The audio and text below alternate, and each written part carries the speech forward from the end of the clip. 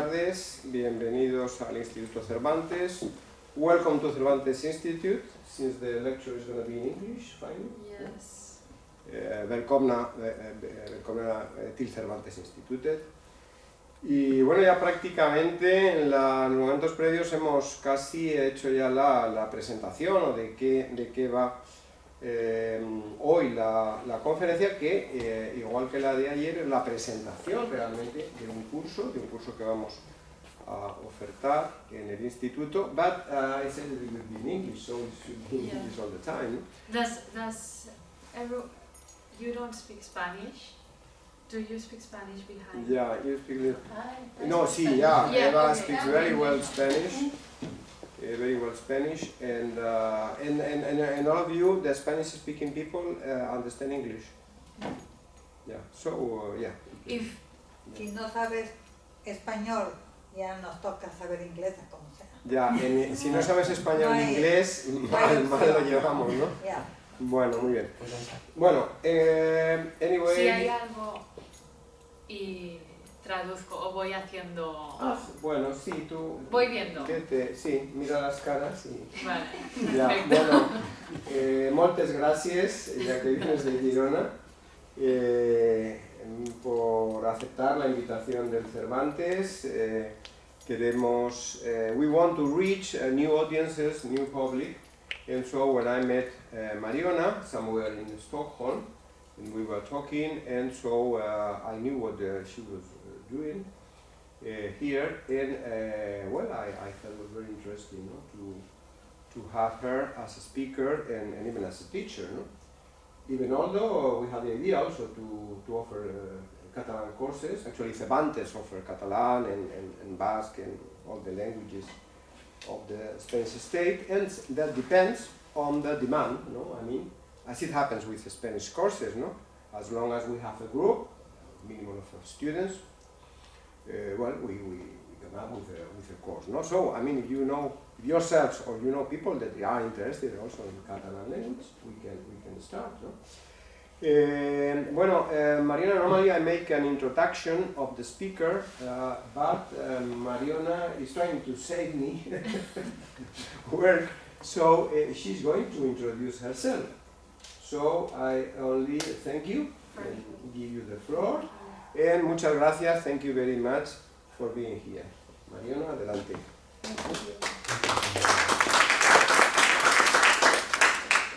I just didn't know if we were gonna have a common presentation, so I just, yeah. But I'm gonna follow a little bit my computer so I don't lose track of what I'm saying. Thank you for coming, and I will do my best because it's my first time presenting like this outside of university. So I'm just first gonna introduce myself a little bit. For those who don't know me, my name is Mariona, and I'm from Girona, as Javier said, and I studied BA in Art and Design back in Barcelona. And during those studies I did an exchange in Gothenburg in 2019, and that was the first time I was actually in Sweden. And after 1 year I came back, but this time in Stockholm, to study my master's in crafts in the field of jewelry. And since then it's been a little bit an up and down of post-graduation crisis, waitressing a little bit to pay bills and survival mode. But it's also been good. After a while I go to studio, so I do my art practice there in Gluben, and I share a space with 2 other artists that are textile artists. And in this up and down I met Javier, the director. So at an opening, we met at an exhibition opening, and I would say we clicked very easily. I hope you agree.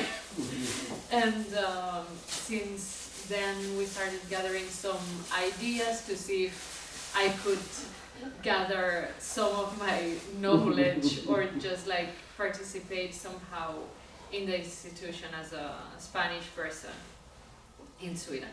And this has ended with a form of a course that will start this September. So yeah, we're here for the introduction, as we said, and the name of the course is España, Arte, política y cultura. So idea of this course comes basically from personal experience as a foreigner living in Sweden. I myself don't know Swedish, and to be honest, I've been quite bad at trying. And of course, a language is like a crucial part of a culture. I don't want that to stop me from getting to know Swedish culture.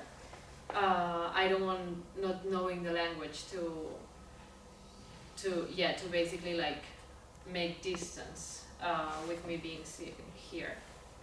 So you basically like with this unknowing, it makes you just think about other ways of communication to understand that culture as like to understand but both to be accepted in that culture. So if we reverse that, that's what I would like the course to be about regarding Spain in this case. I believe we all thought about what's we named geographical cultures, which is this relationship in between human societies and their environment.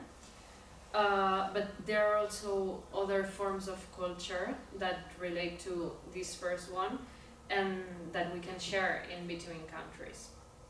So in this case, I would like to have a critical and ironic journey through art, design and viral culture, as the title says, as well as into politics.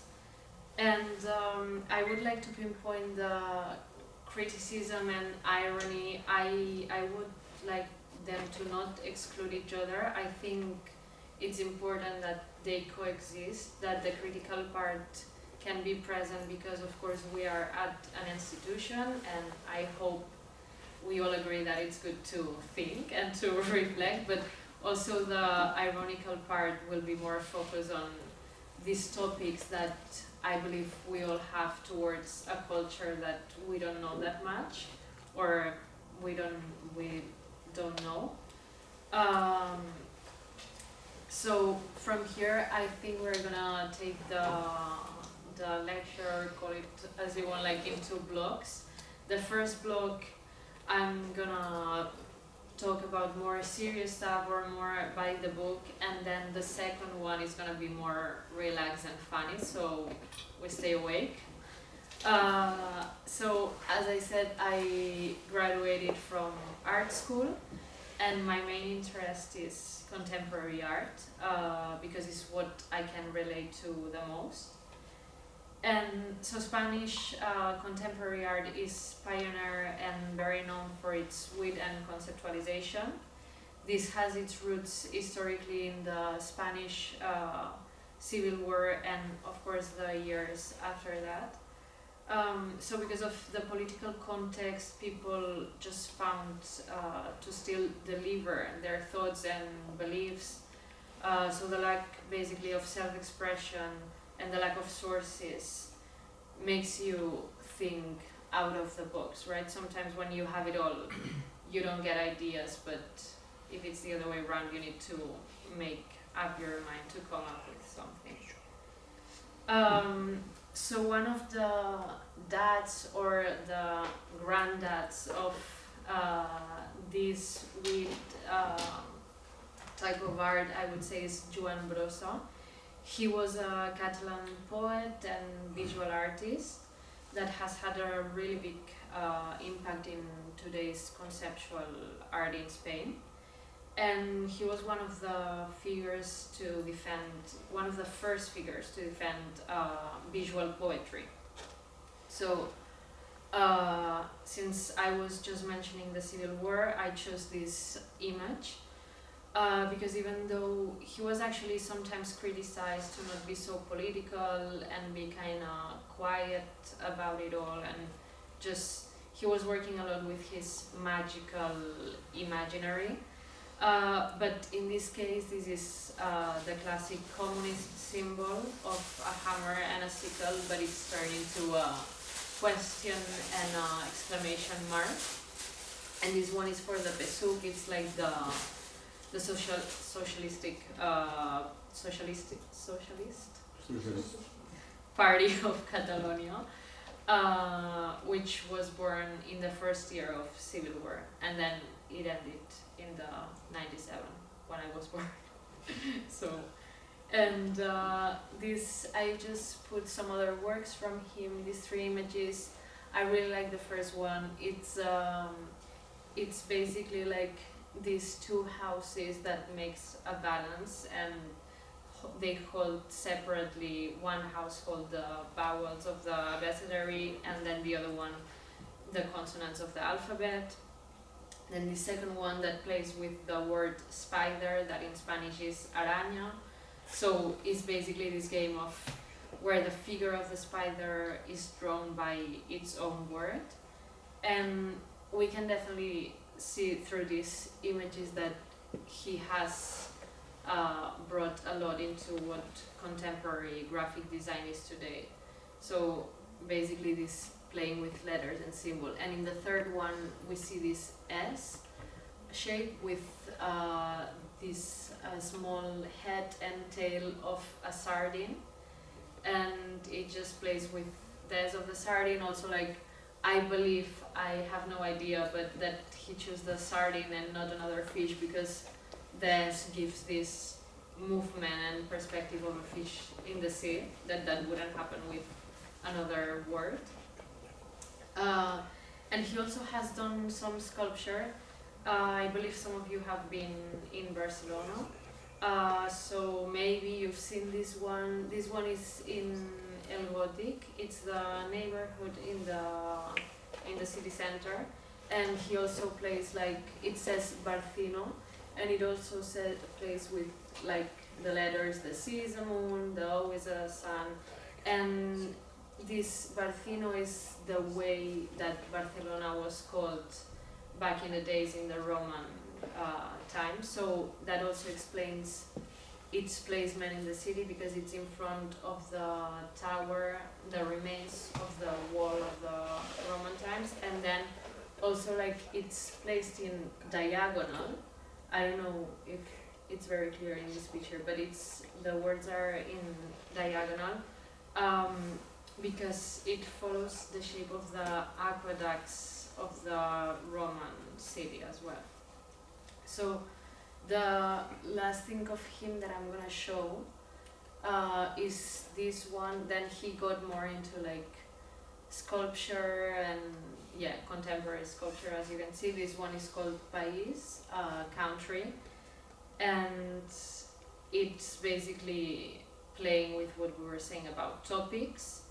And I think it's quite funny. My mom sometimes says this thing referring to Spain, like fiesta, siesta, paella, toros, football, yole.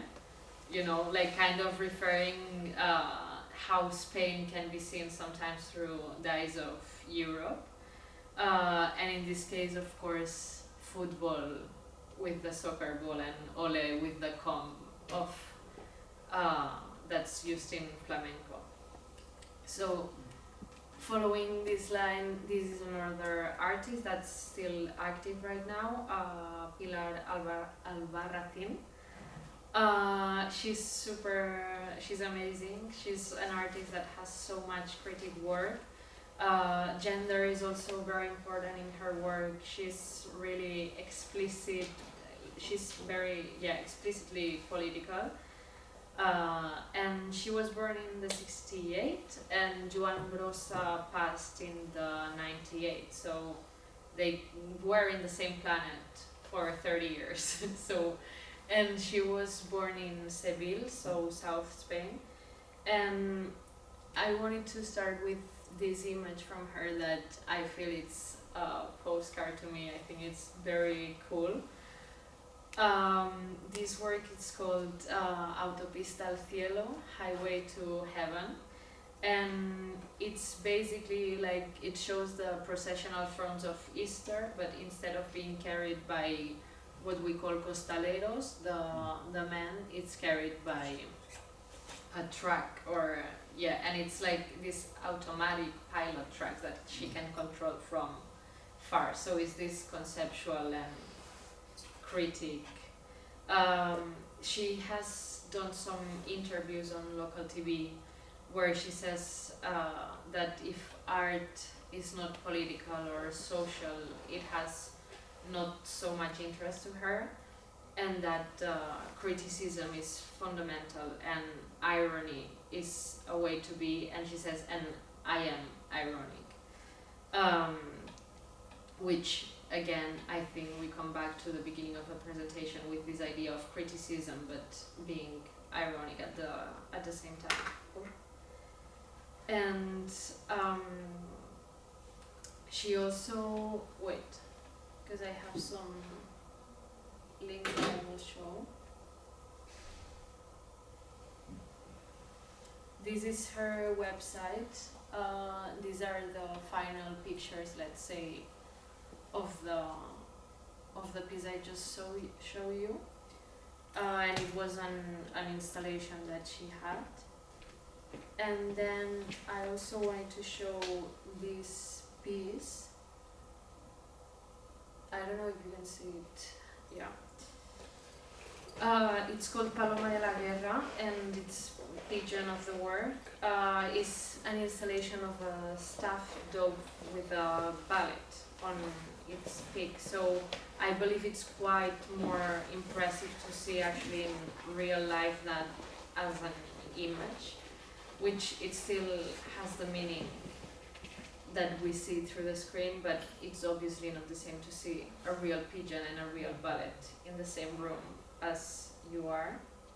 I don't know if you're interested, but I kind of recommend to go to her website. I think it's quite a trip. I can show you a bit. It's very like 80s vibes, but on a website. She has a lot of work. She's done a lot of work throughout her career and still active. And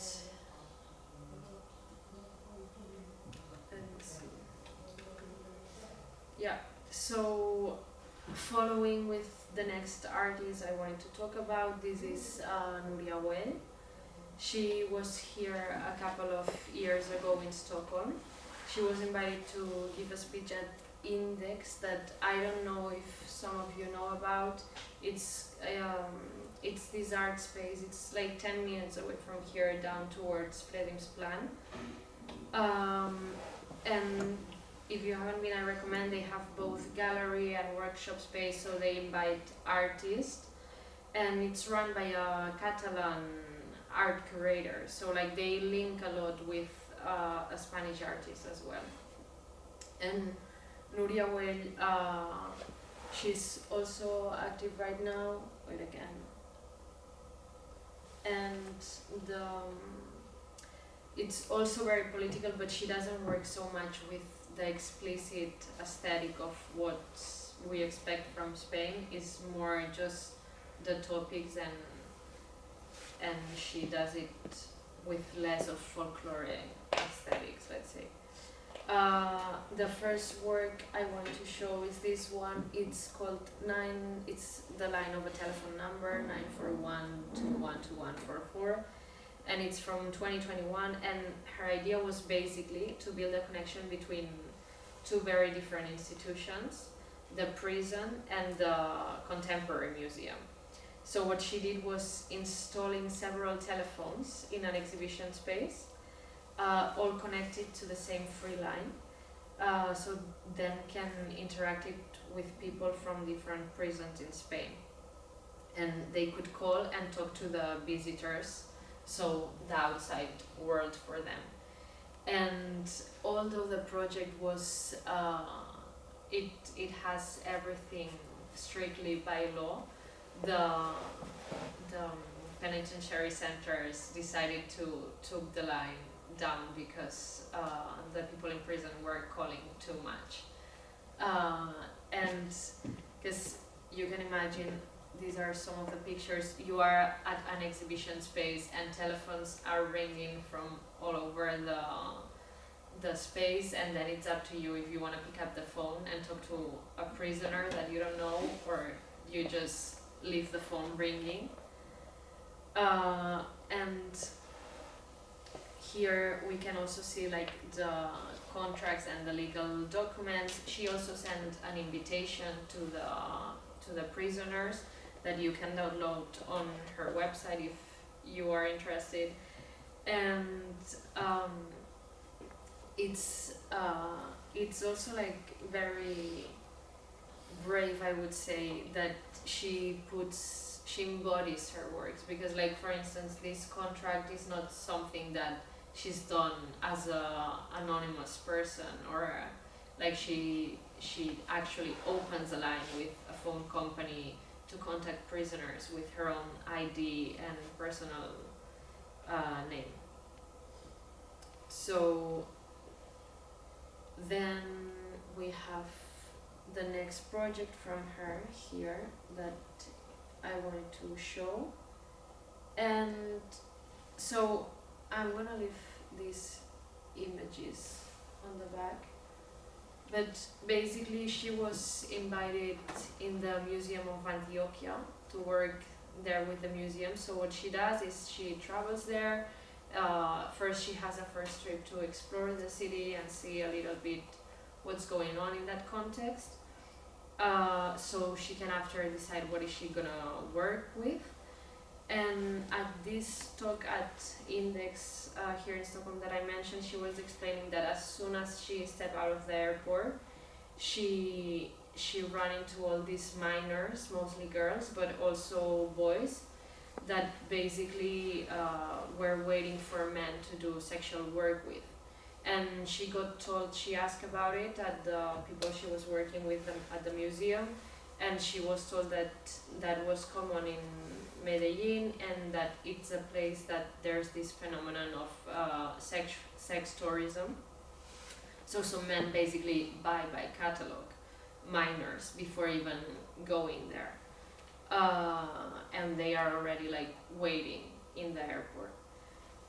So what she did, she didn't even spend one day there, that she already knew what she wanted to work with. So she got in contact with an association of people who helps these minors get out of the street and find, like, kind of reintegrate them into society, find them jobs, have psychologist treatment as well.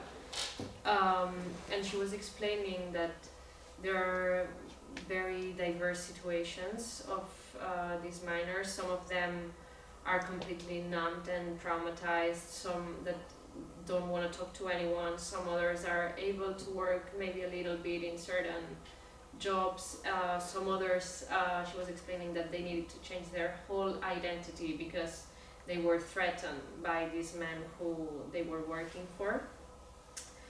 So basically very tough stories. But she gets in contact with the association, and in between the association and her, they choose, or they approach some of the minors that they think they are able and capable to work with her for a project. So what she proposes is to give a tour to the visitors of the museum as well, through Botero's permanent exhibition at the Museum of Antiquera. I don't know if you know Fernando Botero, is these figures that we see here, like he was painting basically these very big and rounded figures, also like a lot of kind of creepy or like surreal context.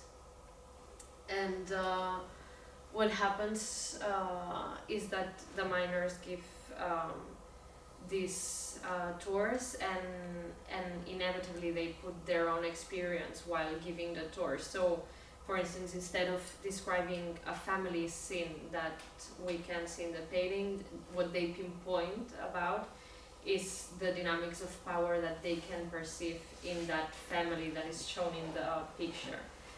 And also, like, she was saying that at some point it was beautiful, also sad, like a very weird moment where the girls sometimes they feel so comfortable and they felt that they had like people to talk to, that they would basically explain their own actual experiences in first person. And I'm gonna just show you a little bit of the video so you can see.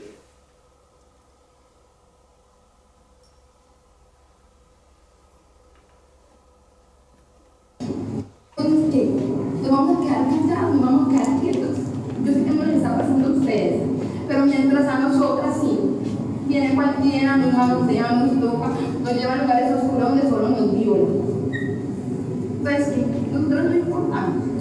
Nosotras no valemos nada. Mediten eso, por favor, se los pido de corazón. Yo estoy aquí solamente por eso, porque quiero llevar una enseñanza a cada uno, a cada colombiano, de que sepa de que nosotros también tenemos derechos, de que nosotras también sufrimos, que nosotros también somos seres humanos, que tenemos derecho a ser libres de violación, maltrato intrafamiliar. Bueno, yo me llamo Nuria Buey, soy catalana, de Barcelona, España, y soy artista. Cuando me invitaron me dijeron que trabajara, o ver si voy a investigar sobre la violencia en el cuerpo femenino, porque yo había hecho los trabajos anteriormente que tenían que ver con eso.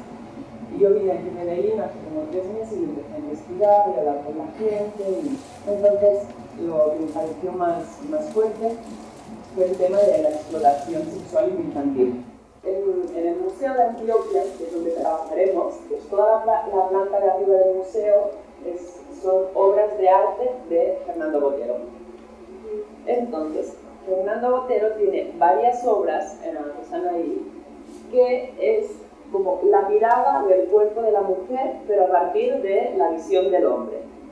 Entonces, eso ha pasado con muchos pintores, siempre pintan desnudos, de mujeres, y todo eso va creando como, yo creo que va afectando al inconsciente colectivo, ¿no? No solo es desde el arte, la publicidad hace lo mismo, ¿no? Cómo trabaja, cómo representa a la mujer y el cuerpo de la mujer, como unos prejuicios, unos patrones, unos estereotipos que al final afectan a la sociedad, ¿no? Bueno, volvemos al museo. Entonces, lo que yo quiero hacer es seleccionar juntamente con vosotras, 4 o 5 obras de las que vemos en el museo, las que nos gusten más, o que pensemos que son más interesantes, sobre cómo el artista representa el cuerpo de la mujer, ¿vale? Y con estas 5 obras haremos una visita guiada, ¿vale? La visita guiada será que habrá unos horarios en el museo que la gente podrá venir y vosotras haréis la visita guiada por estas obras que la trabajaremos toda esta semana y contaréis estas obras. Pero la idea... I'm just putting it a little bit. A otras personas lo que me sucedió, contar mi historia por unos cuadros, y yo nunca había venido acá, yo nunca había visto un cuadro, yo creía que un cuadro era un mamarracho, que explicar eso iba a llevar muchas complicaciones, que me iban a juzgar, que ya nadie me iba a hablar. O sea, mi cabeza da muchas vueltas en ese momento, porque en realidad contar la vida personal a personas que ni siquiera conocemos, o tal vez que te van a juzgar, o que no te van a querer volver a ver, o te van a mirar feo toda la vida, es muy duro. Es verdad, si hubo un ensayo, al principio del ensayo sí teníamos mucho miedo, porque al principio un es muerto no puede hacer nada. Vemos también, vamos a dar nuestro punto de vista. Acompáñanos por acá, por favor. en este lugar de la pintura que abarca casi todo el cuadro, está el hombre, el macho alfa, y vemos que en su alrededor están todos sus sirvientes, en su mayoría mujeres. Vámonos ahora a este hombre. el hombre de la casa, desnudo, acostado en un sillón sin hacer nada, porque eso pasa mucho en los hogares, que porque es hombre no puede hacer nada.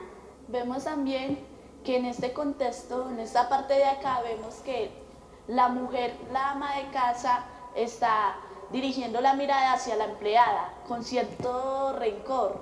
Porque ella cree que esa mujer se acuesta con el esposo de ella, pero mentiras. Esa mujer está siendo abusada por su patrón. Vemos la mosquita que está aquí en la mano de la mujer, que está queriendo referir todo lo que se está moviendo, todo el ambiente pesado en esta familia, lo que se esconde detrás de esta familia, la realidad. Producto de ese abuso que él está cometiendo a ella, nació esta niña, porque podemos observar la vestimenta de esta y la vestimenta de esa. Esta es de niña rica, esta es una empleada más. Es una niña, pero es una empleada más. Vemos que esta niña posiblemente está sufriendo explotación laboral infantil y que su mano está queriendo intercambiar el juguete que tiene para ocupar el puesto del gato. Y se puede... Basically, so yeah, if you want to see the whole video, is in her website. Is what you saw quite tough already. They also like got threatened for doing this project, so it was intense. And we go back to present another artist. Curro Claret.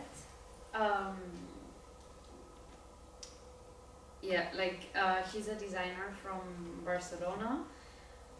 He studied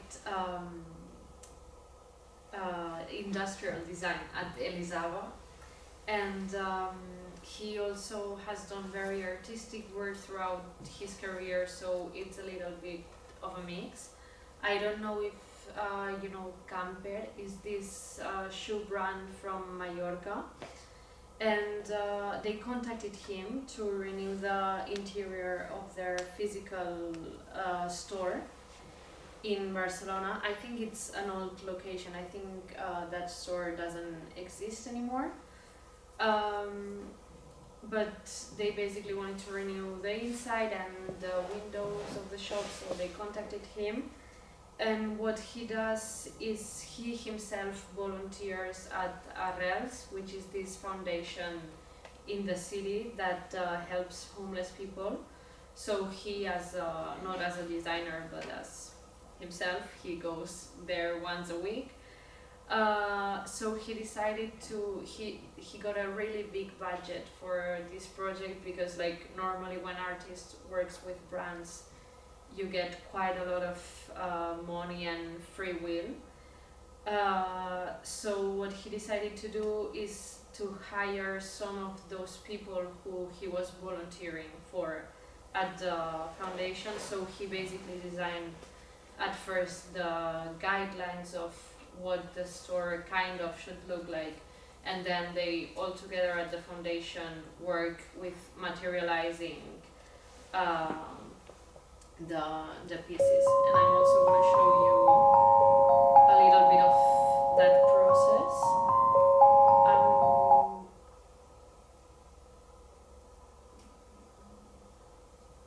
Están todos los zapatos expuestos. Como diseñador, Arrel siendo los principales constructores de la tienda, intento I'm just gonna put again 5 minutes of the video, so we won't watch it all. hacer el seguimiento para que las piezas se construyan bien, pero yo intento no decidir ciertas cuestiones formales o estéticas, que ellos puedan decidir, implicarse, participar y que se lo hagan suyo, ¿no?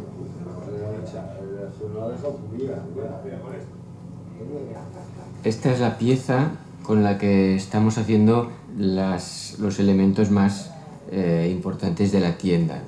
La he diseñado y esta pieza nos permite, con todos estos agujeros, poder ensamblar de manera fácil y rápida.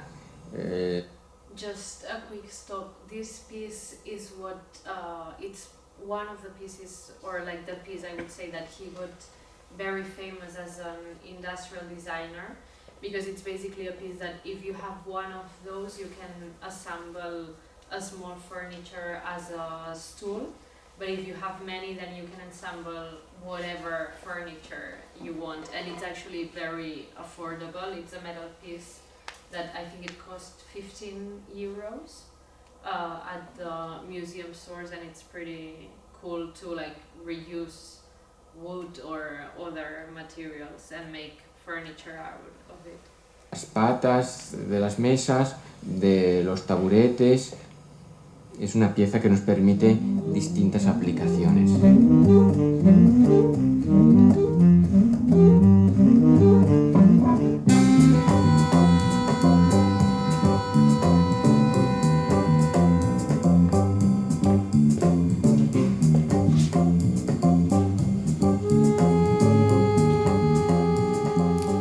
Una cosa que nos parecía importante en la tienda de Camper era que esa historia que hay detrás de la tienda pudiese explicarse. Teniendo la oportunidad de trabajar con Miguel Fusté, una persona que forma parte de Arrels, que ha estado también en la calle viviendo muchos años, pues nos pareció realmente un recurso muy atractivo de poder explicar algunas de esas escenas que pueden un poco ilustrar cómo se ha hecho la tienda a través de los dibujos de Miguel.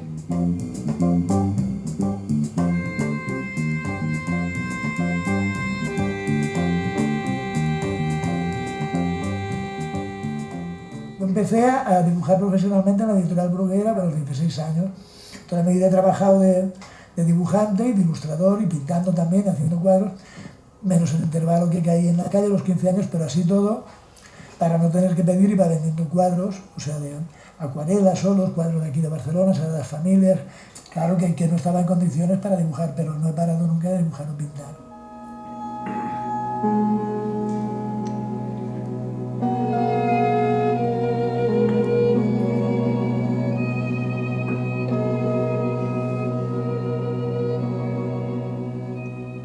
Yo acabé en la calle porque se me quemó el piso. El trabajo de dibujante que hacía yo de cómics para Inglaterra y Suecia había empezado a bajar y entonces ya me vi en la calle.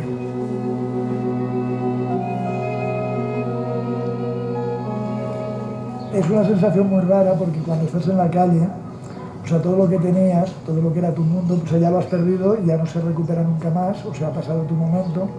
Entonces te tienes que adaptar a las nuevas circunstancias, a la nueva situación. Cuando has salido de la calle, a pesar de la ayuda que ha tenido la Fundación Arrels y dejar de beber, o sea, es decir, tu vida, lo que era tu vida, ya no la recuperas nunca.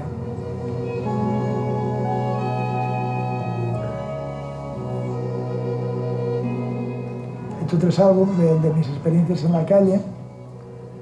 Para mí significa, o sea, dar un testimonio de lo que es la calle, lavar un poco la imagen de los indigentes, que la gente piensa que normalmente cuando ven un grupo de indigentes son una pandilla de vagos y borrachos que están ahí porque no les da la gana trabajar, que no, que es que han sufrido mucho y están sufriendo, lo están pasando muy mal y que es muy difícil salir de la calle, por no decir imposible.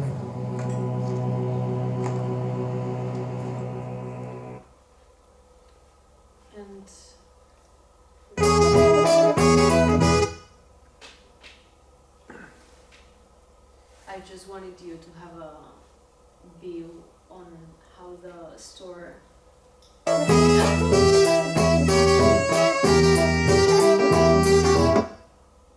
Dar productos que otros han desechado es posible. La gente que vaya a la tienda Camper y vea los utensilios, taburetes, mesas y bancos que han hecho estos muchachos Arrels y los dibujos que yo he hecho, tendrán una idea positiva de personas que hemos estado en la calle, que somos capaces de hacer algo útil.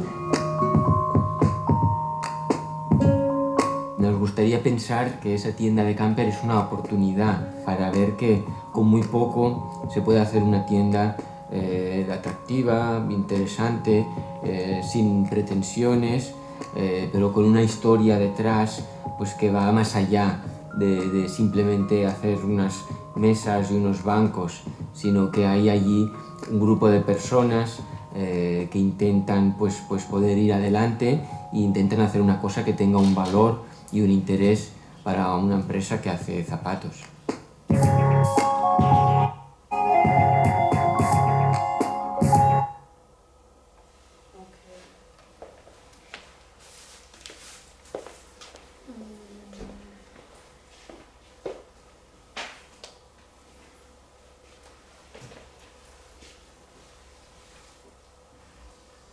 So again, we see this intention of social work and that incorporating art into not rather than being elitist, approaching other and excluded realities. He has also a lot of very poetical work, as this one, and this is one of my favorites, is because it's as beautiful but absurd at the same time. And this piece, it's functional in some houses, not in my apartment because you cannot put that outside, but the idea of the piece is that it's a cutting board where the crumbs of the bread can be thrown through a tube, and the idea is that you connect the tube outside your house so you can feed the birds directly. And another project of this absurd and fun is this piece that he made for elderly people's shopping carts. If you have ever been in Spain, with the majority of you, I believe you have, seeing this scene is a very classical thing, the grandmas with their robes and their four wheels going shopping. So you cannot really see the piece. It's like, I'm just gonna, it's this orange thing here. So it's just basically that you can put the walking stick and you can walk accompanied with your bestie, and then you can go shopping together. And it's also like, so you don't carry the shopping cart yourself, you carry it to the weight with someone else. And then there's this other project of his that is also very social and critical. In Spain there are some churches that allow homeless people to go sleep. So what he did is basically these benches with a reclinable back seat, so they can turn into some kind of bed, and then at night they put the mattress on top of what's the church bench to, and like the idea was basically to gather this idea of what church should be, or what the ethics and morals of church should be, that it's welcoming everyone. And this project was both shown as an idea at exhibitions and was put in practice in, I think it's 2 or 3 churches that accepted to do that. Then some of the churches it wasn't allowed to build all the furniture because they already had, of course, furniture. So this is the piece that he made at first and exhibited. And this is an example, for instance, that instead of rebuilding all new benches, they just did some remodeling and some to the benches that already existed in that church. And then I think I put this other piece from him. This leads me to the last piece I'm gonna show you from him, which he made 2 years ago. It's not this one. He was invited 2 years ago as well here in Stockholm at Jaspis if you know, it's also like this art residency association or institution, I'm not sure. And he was invited as an artist in residence there. So we actually met here in Stockholm, which was very special because he was a teacher in my former university, but we never met because he was teaching the other classes but not my course. And then the goal of the residency basically of Jaspis is that the artists stay here for, I think it's 3 or 4 months, and they basically need to get inspired and to get some idea, either like a final project or a project halfway to show when to the other participants in the residency when they are finished. So they have some activities for them, they do some excursions and stuff. But one of the things that he did by himself is going to this cemetery. Can you spell the, or can you pronounce? Skogskyrkogården. Exact. Thank you. So he went by himself at the cemetery, which is very famous here in Stockholm. It's a really big cemetery outside, and is this very green area. I think it's East Stockholm, right? Southeast.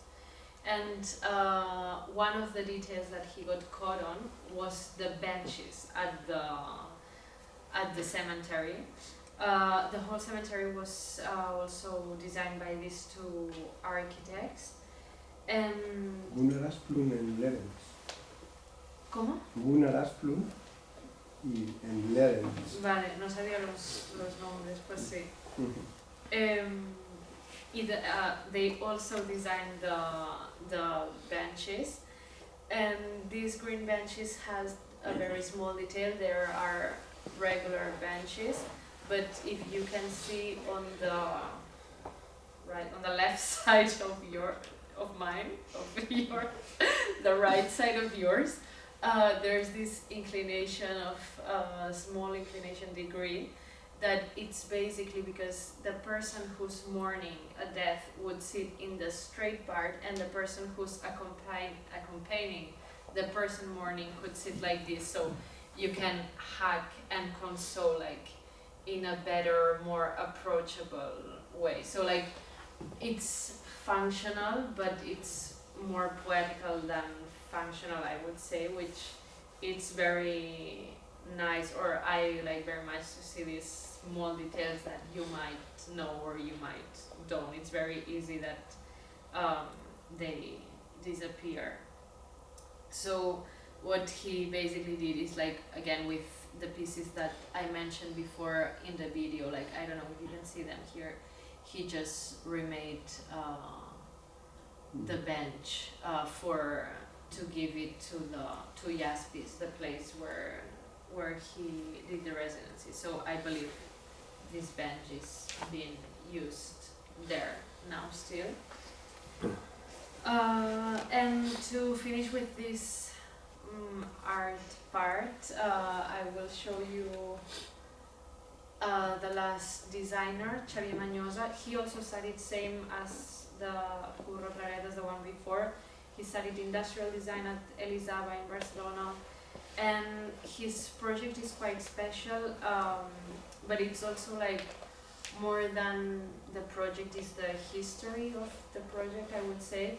He was living in Berlin until 2009 or something, and his parents were having this ceramic very big workshop outside of the area of Barcelona, and they used to make souvenirs for tourists, so they would sell the souvenirs in the shops in the town, in city, but that with exportation and importation of China's plastic, etc., the company went bankrupt. So in 2008, when it was the big economical crisis, they were thinking of closing, and finally in 2009 they communicate to his son that they would close. And then is when he was like, he had this emotional baggage for his parents, but also like the emotional sensitivity for the art or the craft. In this case, that's the ceramics, as an industrial designer. So he comes back from Germany, back to Barcelona, and they rebrand the whole company. So they keep the workshop, they keep everything, but instead of making souvenirs, they became very famous at first because he was designing these lamps that in real life they look like paper or like a very weird thing, and it's actual ceramics. So at first they became very famous because of that.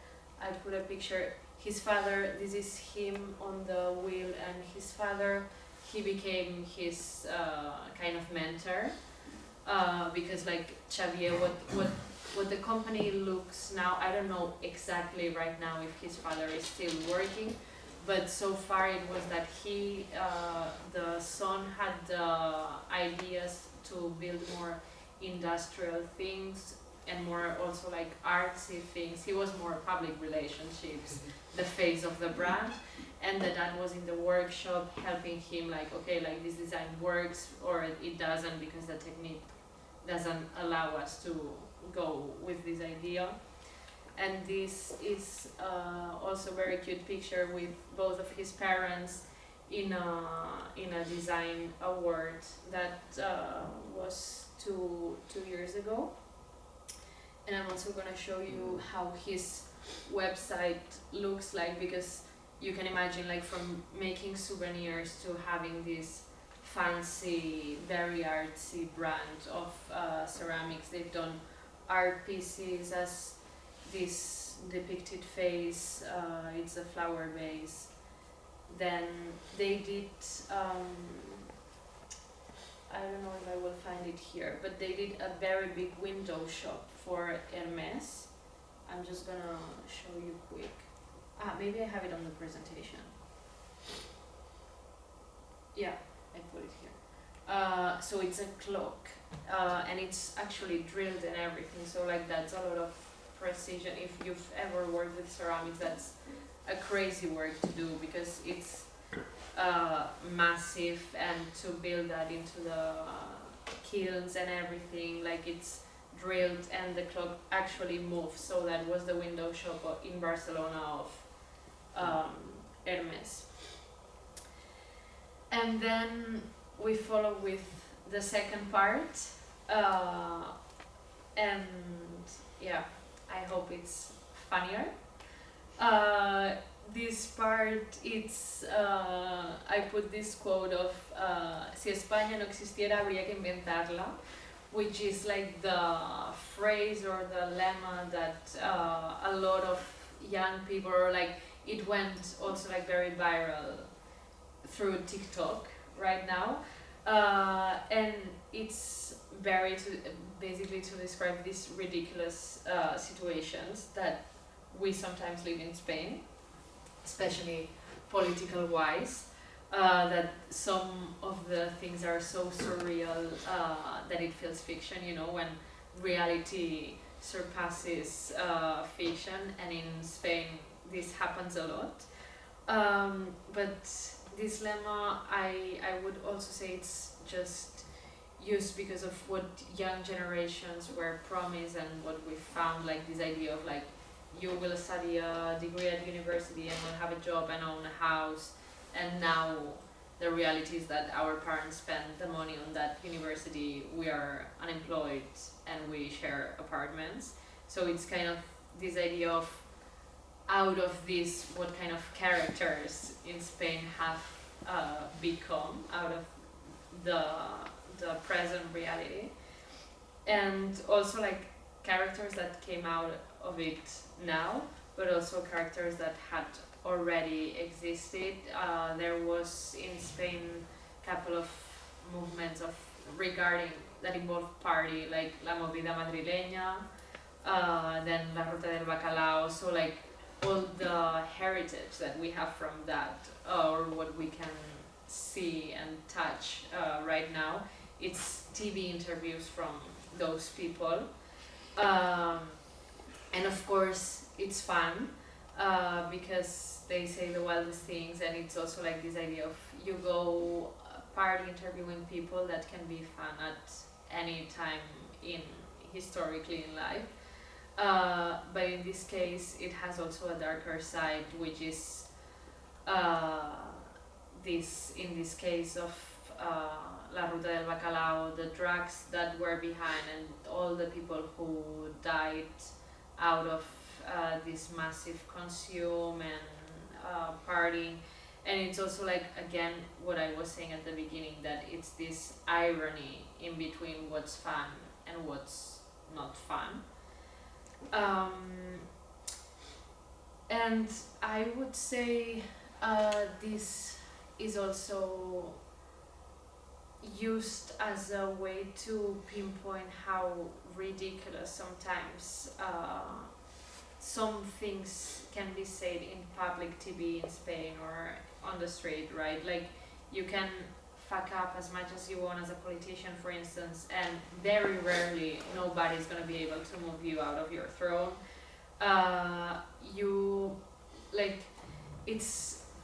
It's kind of surreal, I would say, and you can insult people or be racist, be sexist on TV, so not now so much, but like there's a history of that, and there's like shorts of TV programs that has that, and I think it's a way to like refuse that, but also embrace it, because it kind of defines part of what Spain it is or has been.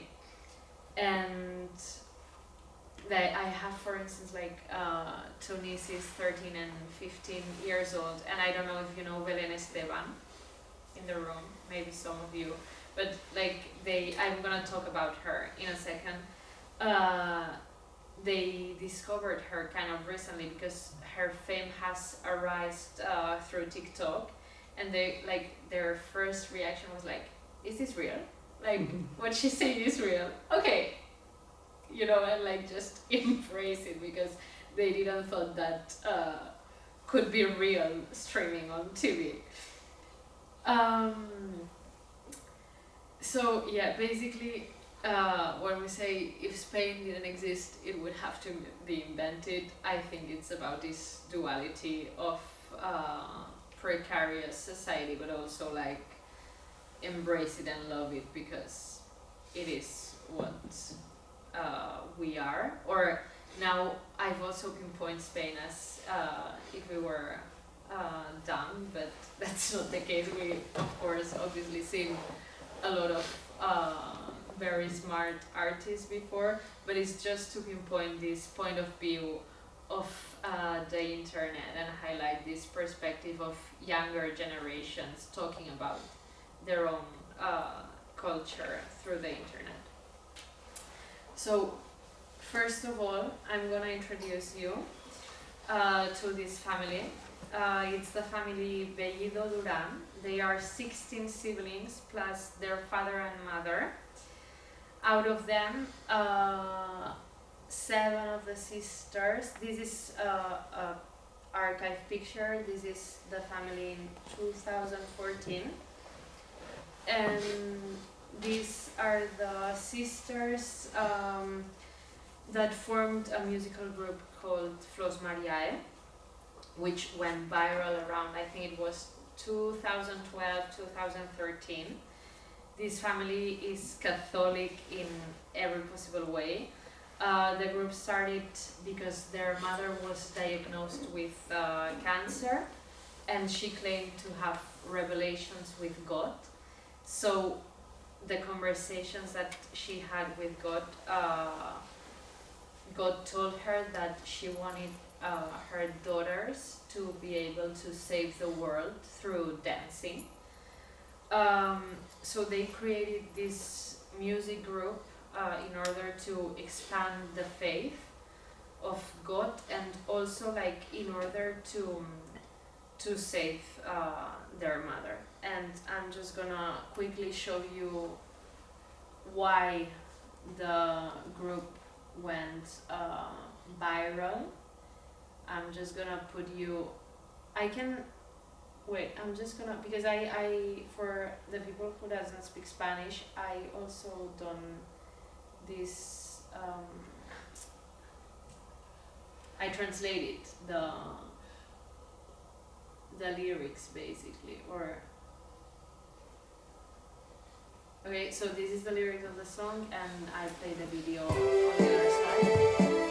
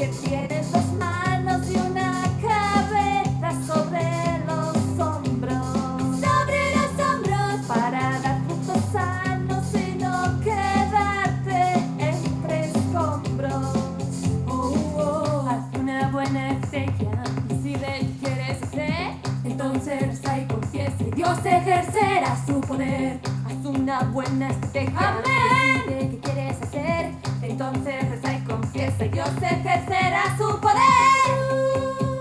Amén. Sí, amén.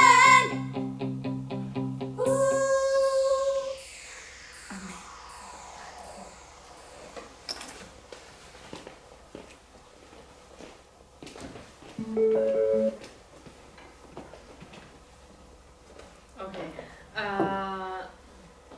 So, yeah, just a sliced, like a slice of cheese in a trap sandwich, etc., etc.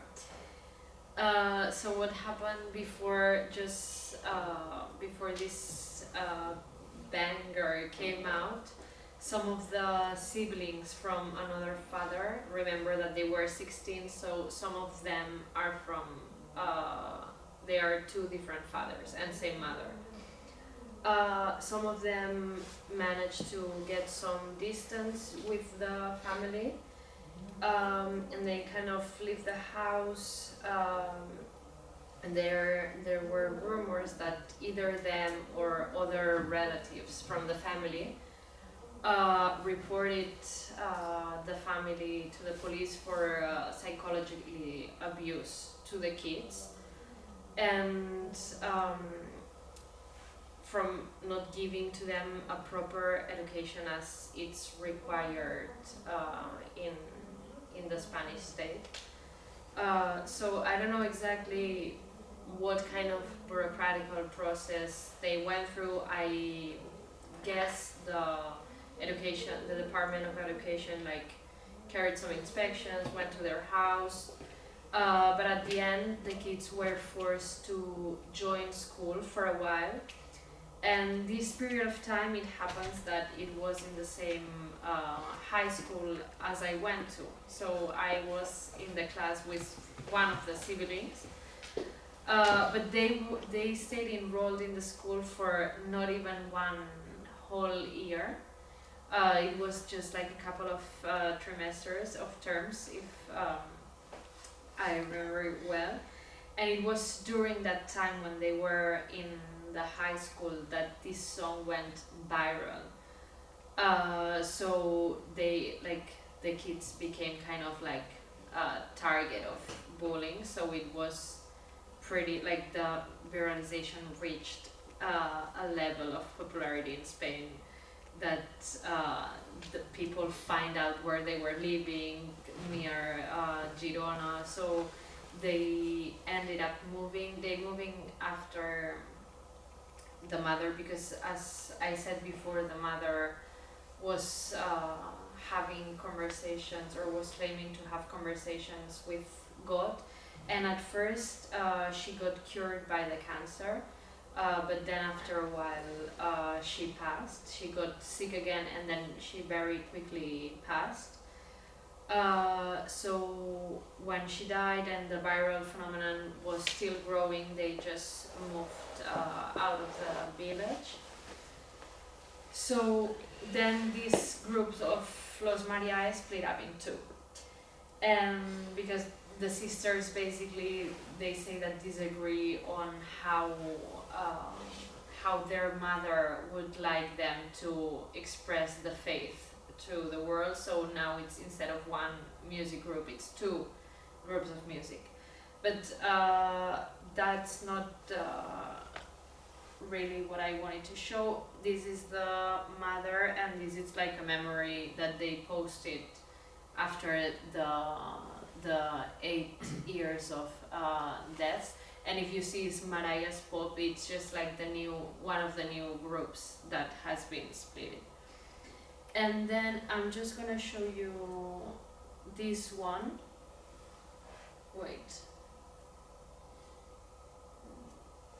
I lost one link. Just give me a second. Or no. Very good. The sisters also have, each sister has a brand, kind of the Kardashians, but of Catholicism. Like, they have this fashion brand, which it's called, no, this is the animation, but wait. I don't know, it's here. Well, they have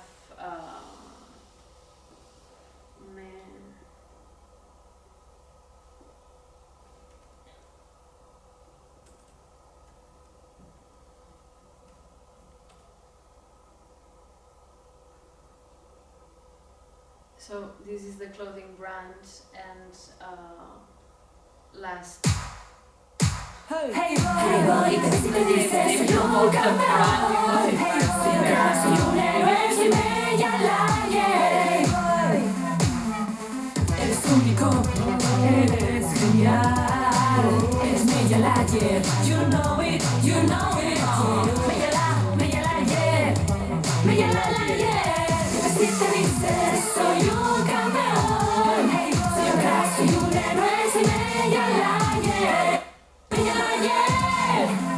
This image, I think it's, yeah. And then they also have some other brands, or I don't know, they have like a coaching portal where one of the sisters, Montserrat Bellido Duran, Mejora tu vida, sé más feliz. So like she basically has services for coaching. And then this one is kind of a Tinder for Catholic people, Encuentros Católicos. It's, I think it's the only sister that's married that her and her partner build up this platform. And I actually tried to register myself because I was like, I need to investigate how it goes. But they're asked for far too much serious information, and there's a percentage of Catholic within me, so I just didn't want to play with fire, so I took back the investigation. And the last thing I'm gonna show you from them, I think I have the link here. No. I'm just gonna write it a second.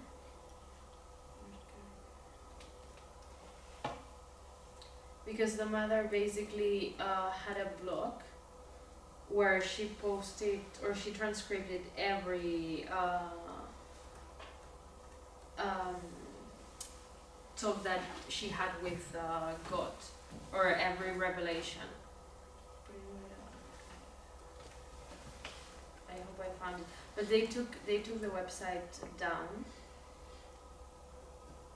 So now it's on this website, Internet Archive. It's like they basically recopilated the website here in a very weird, like it's kind of a booklet format instead of a website format. So it's this, and I'm just gonna, she has 2 books and other conversations. And I'm just gonna read this first part, which is where everything started with the music group, or is the conversation where the music group started with. So basically, she says, like, I took pen and paper. I cannot. Okay, I'm gonna read in English. You can have it here in Spanish. But she took pen and paper and she said, like, my God, what do you want from me? Your children. And she says, like, I prayed the prayer of light again because I'm afraid and I don't want to be just my imagination that God is speaking to me. My God, is it really you who speaks to me? Yes, yes, yes. What do you want from me? That you be good. I want to be good. I know. I'm afraid. I know. I love you. I know. What do you want from my children? That they save the world. And she says, like, I pray the prayer of light again, just in case. How are they supposed to save it? By dancing. And it's basically the same script that we see in La Mesías. La Mesías is a series that came out 2 years ago, I think, or 1 year ago. And it's basically based on their story. And I'm just gonna pass the... Varje dag bakar vi på Dafgårdsbröd i köket i Källby. Men under en vecka tog vi med oss bageriet till Stockholm för att testa vårt bröd sida vid sida med några av de bästa.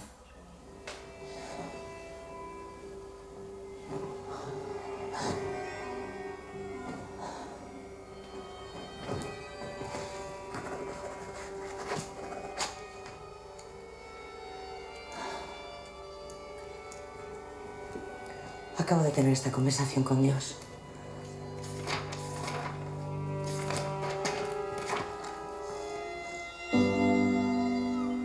Dios mío, dime, ¿qué quieres a tus hijos? ¿Y para qué quieres a mis hijos? Para que salven el mundo. ¿Cómo tienen que salvarlo? Cantando, bailando.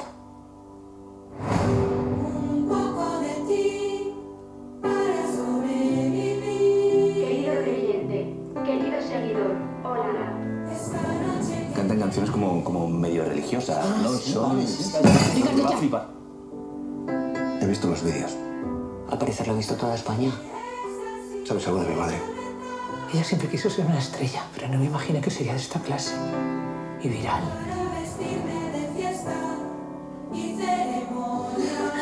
¿Qué quieres, Enrique? Quiero ir a buscarlas y sacarlas de ahí yo mismo.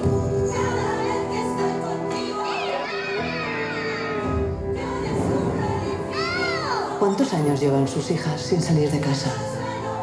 Tengo miedo. Pero eres del demonio. Que uno no es santa. ¡Por favor, no te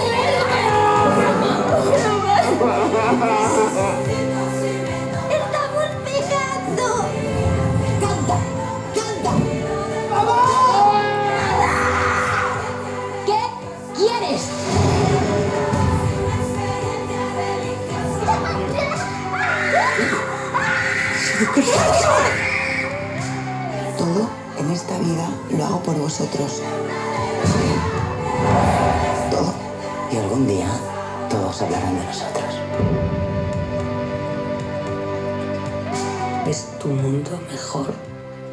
¿O te pasas cada noche intentando con todas tus fuerzas recordar la cara de tu madre? Es una experiencia religiosa.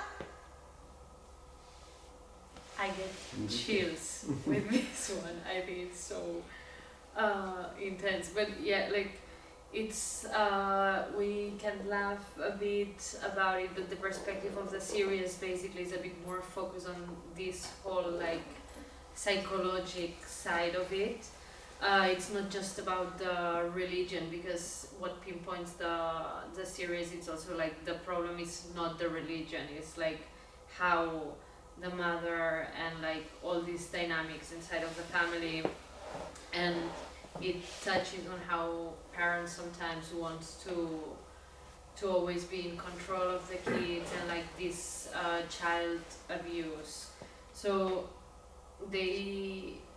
it's really also like difficult to pinpoint, of course from the point of view from the series, but in real life to pinpoint that this is abuse from the parents to the kids, because there's no physical abuse, so it's this kind of invisible thing. And the series covers very universal themes that we might all have experienced to a certain degree, of course.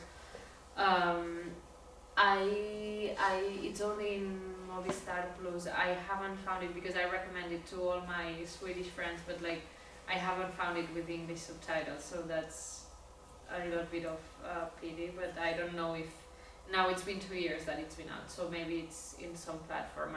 I'm not sure, but I really recommend it. I think it's 6 episodes or something like that. And now I will show you a lighter case, which is Cecilia Jimenez from Zaragoza. I don't know if you know her, some of you I think you know. Okay, so she was a parishioner at the church of Borja in Zaragoza, and what happened is that back in the 1930s, painting of Christ was done in the church, and over the years it became kind of distorted because of the humidity inside the building. So the priest of that church asked Cecilia, like I said, an elderly woman from the village and a local residency, to restore or to touch up a little bit so it would last longer. And he asked her because she was an amateur painter and she was there, so she accepted the task. But the result, like the first picture is the Christ in the 30s, and then after the humidity, and then when he restored it, it became that last painting. So someone who visited the church took a picture and posted it online. It went viral really fast, and a lot of Christians were very pissed, like, what is this restoration? Who did this? This is, in the name of God, oh my God. And then when they got to know the story that it was an 80-year-old woman, then people, like, instead of being pissed, were charmed. So the story reversed, and the people went to that church to visit Cecilia, and she gave, like, the church kind of hired her in a way to give the tours herself. So like but the meme got extended a lot. Like, it was not only Spanish people who went there to visit this small town, it was like Spanish people and also international people, so it went really far. And as I said, and also like regarding this Catholicism, it's again like this duality of humor and misfortune. Cecilia had a very difficult life for what she's explained on TV. She got a son who was sick on a wheelchair. Her her partner, her husband, died soon after the child passed away. And Cecilia was alone with another child that they had who was also sick, so it was a lot of downs in her life. And what she explains on TV is very striking to see, like how faith can comfort people, because what she says is that at first she was reticent and she stayed at home kind of crying like, oh my god, I fucked up at church. But then like she understood that people were not laughing about her but with her. And she says that she feels that God wanted to give her this reward of like people acknowledging her because of all the misfortune she went through before in life. And now I'm finishing now. It's 10 minutes and we're done. The last person I'm gonna be talking about is Belén Esteban. It's the queen of press, or like gossip press in Spanish. Princess. It's a princess. But in Spain we call the gossip press like prensa rosa, like literally pink press. And I think it's way cooler, to be honest. It has some glamour, it shines when you say it, you know. So Belén Esteban, it's also known as, Nico was saying, the princess of the people. She became famous after having a relationship with Jesulín de Ubrique, which was a bullfighter with whom she had a daughter, Andrea. And after their divorce, she started appearing on TV, some shows here and there, because they invited her to talk about their breakup. And she became a regular collaborator on TV, and she just appears to be incredible on TV, you know, like she had so much to talk about. So in 2009, she began hosting with her other colleagues in the picture this TV show called Sálvame Deluxe, and basically they cover all kind of gossips, national and international. So that from 2009 to 2024 that this program lasted, and a daily program of 3 hours was something like that. That's a lot of hours on TV. So basically now she arrived again, and small clips of her on that program became viral on TikTok. So it's the person I was saying that my nieces discovered recently through TikTok. And it's these 30-second clips with iconic phrases, and I will show you one of the clips that, for instance, among my friends we use when someone owes you money. Instead of saying you owe me money, you send this meme. Preguntado muchas veces, ¿dónde está mi dinero? Espero que hagas memoria y recuerdes dónde lo has guardado, porque me lo vas a pagar. Te lo he preguntado muchas veces. This is basically taken from it's a short taken from a fight that she had with her manager at the time. Apparently the manager was taking money from her. It was a big scandal. They went to tribunals and she won. But yeah, it was a whole thing. And it's, I don't know if this is the whole video that the other clip is taking from, and it's also, I chose this one so you can also see like what the young people are doing with, in this case, Belén Esteban or other characters. ¿Ves los números que tengo aquí? Apréndete esta cifra de memoria: 587.383. No es un número de un décimo de lotería, es la cantidad que me tienes que pagar, y tendría que ser más. Pero desafortunadamente, no he podido recopilar toda la documentación necesaria para demostrarlo. Te lo he preguntado muchas veces. ¿Dónde está mi dinero? Espero que hagas memoria y recuerdes dónde lo has guardado, porque me lo vas a pagar. Toño, págame. Ahora no lo digo yo sola, lo dice la justicia. Y esto no termina aquí, porque voy a ir por lo penal y no me va a temblar el pulso. Te has portado tan mal conmigo que ni tu mujer ni tú me dais pena. Te lo vuelvo a repetir, las veces que sean necesarias. Toño, te he ganado y ahora es mi momento. ¿Quién era Toño? Su manager. Toño Sánchez, que era su manager. So she was working with him, and she says that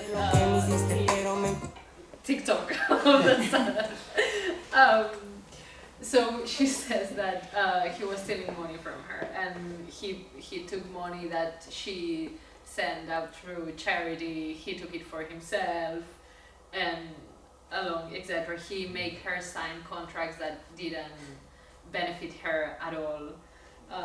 For instance, like she published a book, she didn't touch one single euro of benefit of that book that she published. And yeah. And then since we were talking about her and this thing that she's literally called the princess of the people of the town, I wanted de Diana de Gales, ¿no? Sí. I wanted to put this picture from Nude Project. Nude Project is a Spanish brand of two young boys. They became very popular super quickly, and they did, since again like the princess of the people, they did this campaign with Victoria Federica, the girl reclined on the other side, who's actually from the real Spanish family. It's the niece of the king, right? The niece? Yes. Yeah, and they did this crossover that the internet went crazy for. So it's their marketing campaign, and of course it worked really well because in terms of marketing, nobody was expecting these two generations to be mixed up and have this reach this audience. And I'm just gonna show you quickly the video.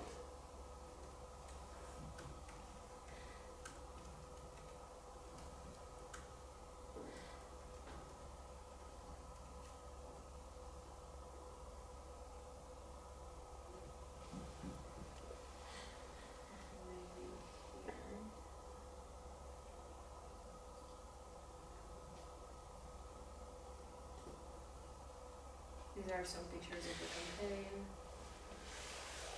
So it's very interesting, the phenomenon of Belén, because it's known by the older generations from all life on TV, but now it has had her popularity in between the young people. This is like the art director of the brand.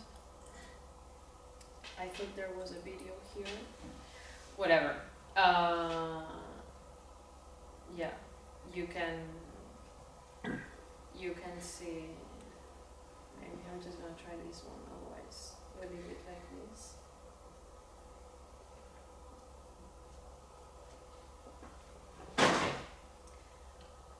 But that's that, and thank you for coming. I hope you enjoyed this mix of information. And yeah.